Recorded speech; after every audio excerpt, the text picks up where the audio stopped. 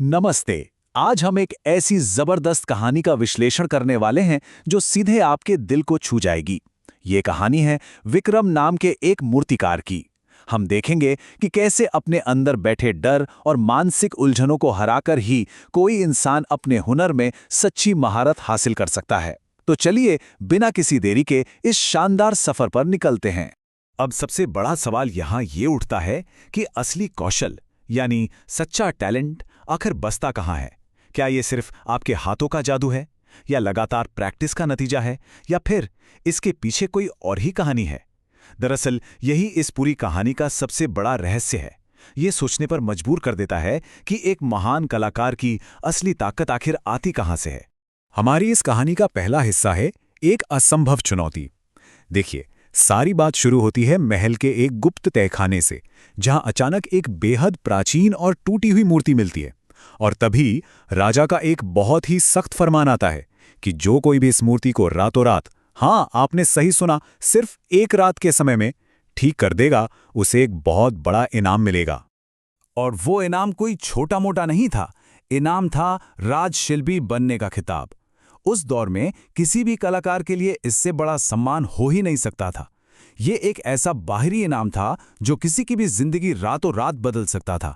चुनौती तो विशाल थी, लेकिन इसके साथ जो दबाव जुड़ा था ना, वो उससे भी कहीं ज्यादा भारी था।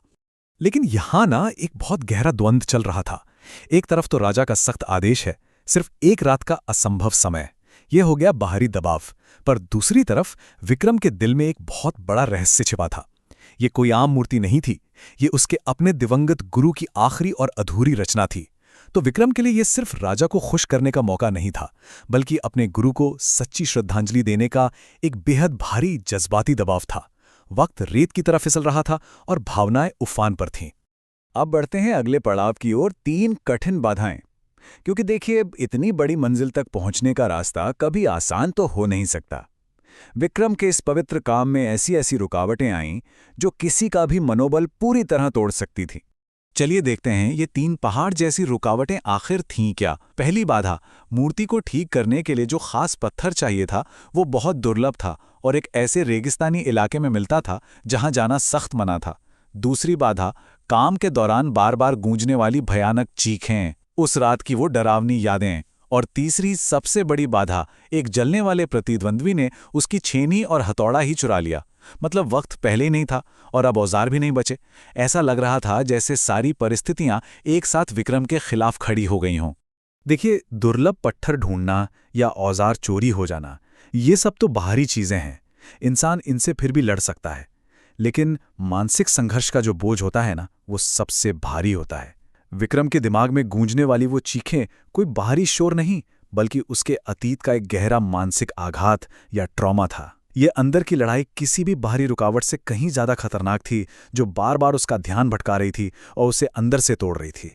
और यहीं से शुरू होता है कहानी का सबसे अहम और रोंगटे खड़े कर देने वाला हिस्सा, चरम सीमा और समर्पण।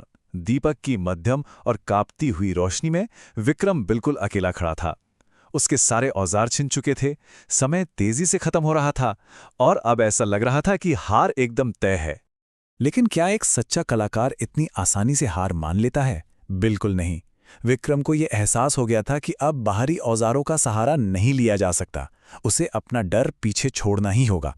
और फिर उसने पता है क्या किया? उसने अपने नंगे हाथों और उंगलियों से ही उस कठोर पत्थर को आकार देना शुरू कर दिया।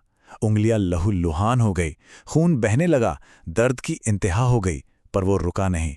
ये पूरी तरह से खुद को समर्पित कर देने का एक अद्भुत दृश्य था।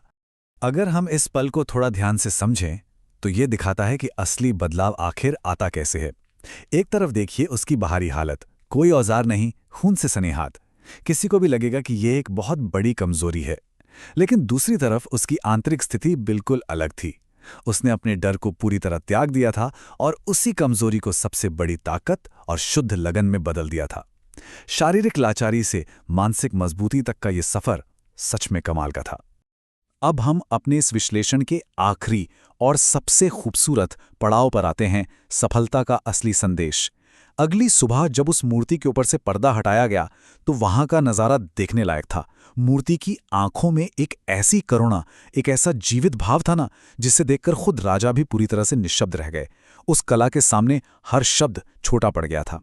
तो आखिर इस चुनौती का नतीजा क्या निकला? जीत दो अलग अलग स्तरों पर हुई। एक तो था बाहरी इनाम, राजा ने खुश होकर विक्रम को राजशिल्पी का पद दे दिया। पर जो उसकी सबसे बड़ी, सबसे सच्ची जीत थी, वो उसके अंदर हुई थी।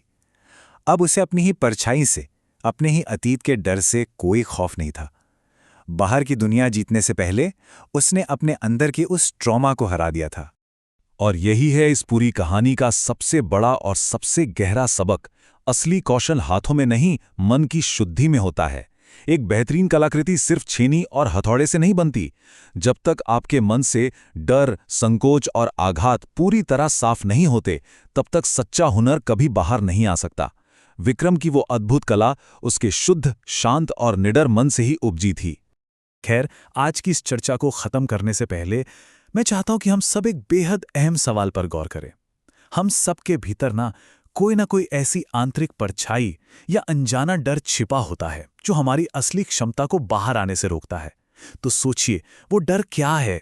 और अगर उस डर को विक्रम की तरह शुद्ध लगन में बदल दिया जाए तो हम और आप क्या कुछ हासिल नहीं कर सकते?